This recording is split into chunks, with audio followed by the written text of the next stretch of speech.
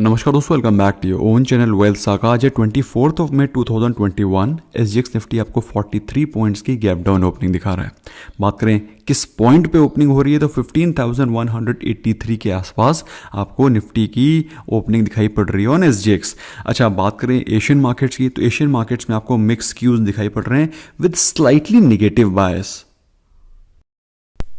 चूंकि SGX Nifty की opening हो रही है 15,183 पर, जो कि अपनी निफ्टी के ऑलमोस्ट इक्वल ही है, बल्कि देखा जाए तो 7-8 पॉइंट ऊपर ही है। तो आपको अपना निफ्टी 50 में जो ओपनिंग है वो फ्लैट एक्सपेक्ट करनी चाहिए।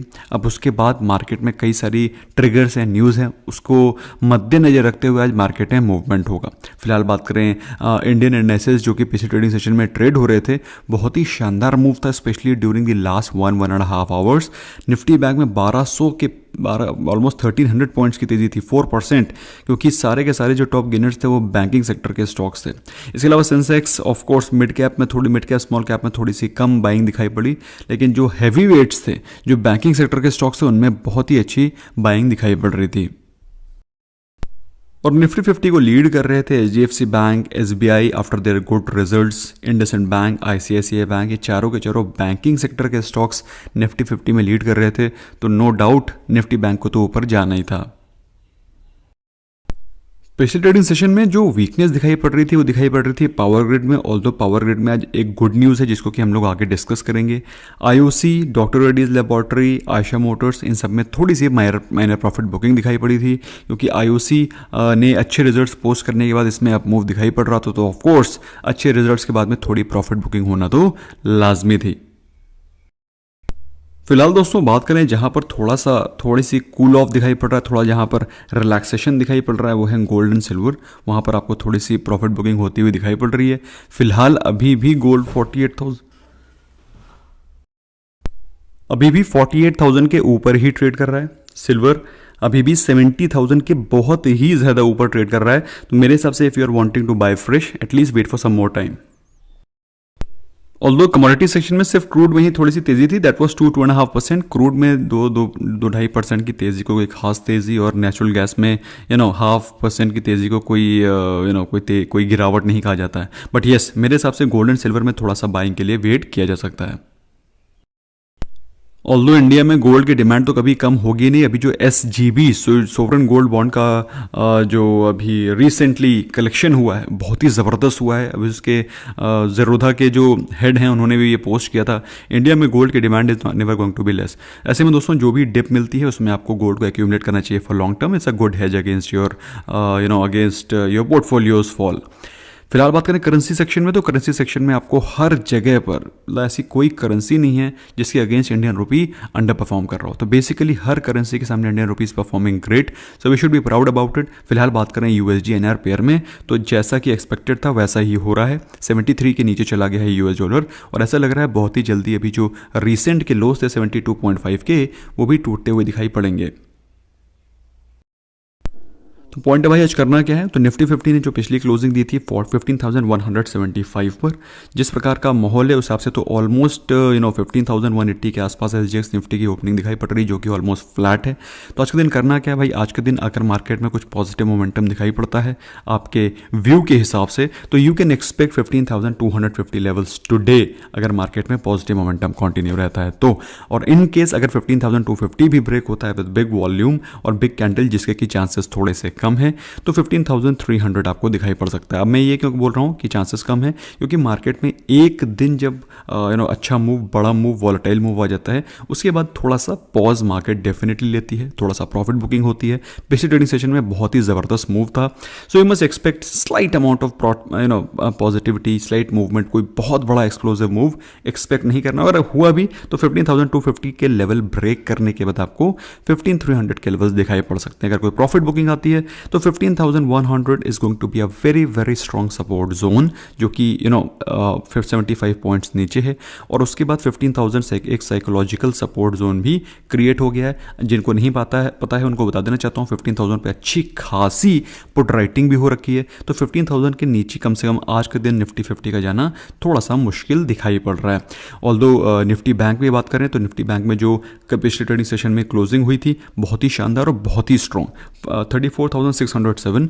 तो आज के दिन अगर मार्केट में पॉजिटिविटी दिखती है तो मेरे हिसाब से 35,000 के लेवल्स आपको डेफिनेटली एक्सपेक्ट करने चाहिए, और 35,000 के लेवल्स के बाद मार्केट विल डिसाइड कि ऊपर जाना या नीचे, क्योंकि 35,000 एक स्ट्रॉन्ग रेजिस्टेंस भी है, साइकोलॉजिकल रेजिस्टेंस भी है, और 35,000 को ब्रेक करने के लिए market will really have to show a good momentum. तो अगर इस मोमेंटम के साथ अगर ब्रेक होता है 35,000 तो ठीक है, वरना वहीं पर या फिर उसके नीचे आपको प्रॉफिट बुकिंग दिखाई पड़ सकती है। So you should be mentally prepared. टूटता है तो 35,400 के लेवल्स भी आपको आज दिखाई पड़ सकते हैं, although possibility of 35,400 are slightly less. By chance अगर कुछ प्रॉफिट बुकिंग होती है, somehow there is there happens to be some negative news, तो फिर आपको नीचे के लेवल से एक्सपेक्ट करनी चाहिए। अब आपको लग रहा होगा इतने ब्रॉड से क्यों पैरामीटर हैं, जिस दिन बड़ा मूव होता है उसके अगले दिन जो पिवट पॉइंट्स होते हैं वो थोड़े से वाइड हो जाते हैं, तो इसलिए कारण आपको ये थोड़े से पिवट पॉइंट्स वाइड दिखाई पड़ रहे हैं। पिछले ट्रेडिंग सेशन में इतना ज़बरदस्त मूव होने का रीज़न ये था कि एफआईआईज और डीआईएस दोनों ने मिलके बाइंग करी थी। एफआईआईज ने बाइंग करी है 510 करोड़ वर्थ ऑफ स्टॉक्स की, डीआईएस ने करी 650 करोड़ वर्थ ऑफ स्टॉक्स की। तो बेसिकली कुल मिलाकर के 1100 करोड़ की कुल मिलाकर के बाइंग करी एफआईआईज और डीआईएस ने, विच resulted in such a great up move in the market. अच्छा, गुड न्यूज़ क्या है भाई आज? सबसे पहली चीज़ तो हीरो मोटर कॉर्प के जो प्लांट्स में ऑपरेशन बंद हो गए थे because of Covid and all, तो ऐसी गुड न्यूज़ आ रही है कि वहाँ के प्लांट फिर से ऑपरेशनल हो गए हैं। So great news for hero share holders. और मैंने आप लोगों को बताया भी था कि इस समय लाइव सेशन में कि हीरो मोटर कॉर्प में अभी आपको बहुत ही बढ़िया रिस्क रिवॉर्ड रेशियो मिल रहा है, चाहे तो थोड़ा सा एक्यूमुलेट कर सकते हैं। इट्स अ ग्रेट स्टॉक और आपको अच्छे खासे बॉटम डॉट प्राइस पे भी मिल रहा है। अच्छा, लेने से पहले अपनी रिसर्च अपने फाइनेंशियल एडवाइजर से पूछ पक्का लिया करिए। This is as a disclaimer I have to say. Power grid में दोस्तों ऐसी गुड न्यूज़ है कि रीजनल ट्रांसमिशन एक्सपेंशन प्लान का बोर्ड ने अप्रूवल दिया है, which is a great news. इनके एक्सपेंशन में they will get benefited also. Not so good news क्या है? नॉट सो गुड न्यूज़ भी है भाई। पहली चीज़ तो the inflation is rising, not that extent but we know around us we know everything is getting costlier, so we don't need data to tell this. Nevertheless जो COVID के cases हैं they are still on the rise, but 2.2 lakh cases every day. लेकिन दोस्तों अगर देखा जाए तो अभी जो 4 लाख के केसेस थे उससे तो आधे हो गए, तो मैं इसको I will consider it a good news. Although it's not a good news but that's why the name is not so good news. ऐसा कहा जा रहा है कि because of this covid issue there can be delay in divestment in various companies. बहुत सारी companies में divestment का डिले हो सकता है। प्लस जनरली तो जो देखा जाए Q4 के रिजल्ट्स सभी कंपनीज के बेहतर आए हैं, लेकिन कुछ कंपनीज ने डिसअपॉइंट भी किया, जैसे कि कॉनकॉर 95% का प्रॉफिट डाउन हो गया, मतलब सरप्राइजिंग है। इसके अलावा क्रिप्टो करेंसी में तो धुलाई चली रही है। बिटकॉइन 16% डाउन है, इथरम 24% डाउन है, डोज कॉइन, ये डोजी लिख दिया भैया सॉरी, डोज कॉइन है तो वो 27% डाउन। बेसिकली कहने का मतलब क्या है? कहने का मतलब ये है बिटकॉइन में अगर आप निवेश कर रहे हैं, मैं कोई अगेंस्ट नहीं हूँ, कोई फेवर में नहीं हूँ। जब तक कोई चीज़ रेगुलेटेड नहीं है मैं उसके फेवर में बोल नहीं सकता।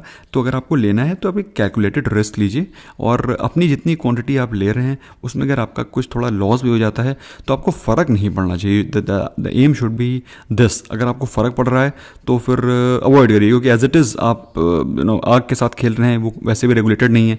कल को अगर गवर्नमेंट ने कुछ निकाल दी रेगुलेशंस कि ये इंडिया में अप्रूव्ड नहीं है या कुछ भी निकल गया तो you will be in spin. Nevertheless बात करें पिछले ट्रेडिंग सेशन में या पिछले कुछ दिनों में जो इंपॉर्टेंट रिजल्ट्स आए, SBI very nice results, Hindalco very very nice results, JSW, Shri cement, Godrej industries सभी के रिजल्ट बहुत ही शानदार थे। अच्छा, कॉनकॉर को छोड़ के, कॉनकॉर ने थोड़ा डिसअपॉइंट किया था, दैट इज़ वेरी ट्रू। और यूएसएल के रिजल्ट भी, मतलब यूनाइटेड स्पिरिट्स के रिजल्ट भी बहुत ही शानदार है। काफ़ी सारे लोग कह रहे हैं कि कोरोना का इससे कोई डायरेक्ट रिलेशन है इसके कंजम्पशन से, लेकिन मेरा ऐसा मानना नहीं है। I have my different view, लेकिन इसके रिजल्ट बेहतर आए हैं तो हो सकता है वो लोग भी सही बोल रहे हों। फिलहाल बात करें रिजल्ट्स की, आज के जो रिजल्ट्स आने हैं उसमें ग्रासिम, इंडिया सीमेंट, दोनों के रिजल्ट्स आपको बेहतर एक्सपेक्ट करना चाहिए। JK paper, MGL, Balaji amines very nice result you should expect. South Indian bank तो हो गया यार, barbeque nation, Dalmia Bharat sugar, Ramco industry, Ramco cement, इनके रिजल्ट्स भी आपको बेहतर ही एक्सपेक्ट करने चाहिए। बात आती है आज करना क्या है। तो दोस्तों इस समय विक्स 20 के नीचे चला गया है। दोस्तों जो जनरली विक्स जब 20 के नीचे चला जाए या फिर जब कूल ऑफ हो जाता है तो उसको इन्वेस्टर्स एक बेहतर अपॉर्चुनिटी समझते हैं इन्वेस्टमेंट के लिए, क्योंकि वॉलेटिलिटी खत्म हो गई है, पैनिक खत्म हो गया है, तब मार्केट सेटल हो गई है, तो उसको बेहतर अपॉर्चुनिटी समझते हैं इन्वेस्टमेंट के लिए। तो दोस्तों यहाँ से कोई भी गिरावट आती है, वैसे तो मैं आपको हमेशा ही बोलता हूँ कि जब कभी भी गिरावट आती है आपको अच्छी क्वालिटी ऑफ स्टॉक्स में ऑलरेडी जीटीटी ऑर्डर्स लगा करके रखने हैं। और दोस्तों जीटीटी ऑर्डर्स के लिए you must have account in Zerodha, जिसका कि मैंने लिंक डाल रखा है। अगर आप हमारे लिंक के थ्रू अकाउंट खोलते हैं of course you get multiple benefits from our side as well. इसके अलावा दोस्तों आपको हर महीने हर मार्केट को टाइम नहीं करना है। मार्केट आपको मौके देगी नहीं देगी, आपके पास समय होगा, आपके पास पैसा नहीं होगा, आप उसको टाइम नहीं कर पाएंगे, डिप्स पे बाय नहीं कर पाएंगे या कहीं चूक गए, तो इसलिए आपको रेगुलर एसआईपी करते रहना है, क्योंकि अल्टीमेटली लॉन्ग टर्म में मार्केट को ऊपर ही जाना है। So you have to keep this thing at the back of your mind and keep your investment continue, अपने इन्वेस्टमेंट को कंटिन्यू रखें। Thank you so much for giving precious time. I hope you learn something new. Bye bye for now.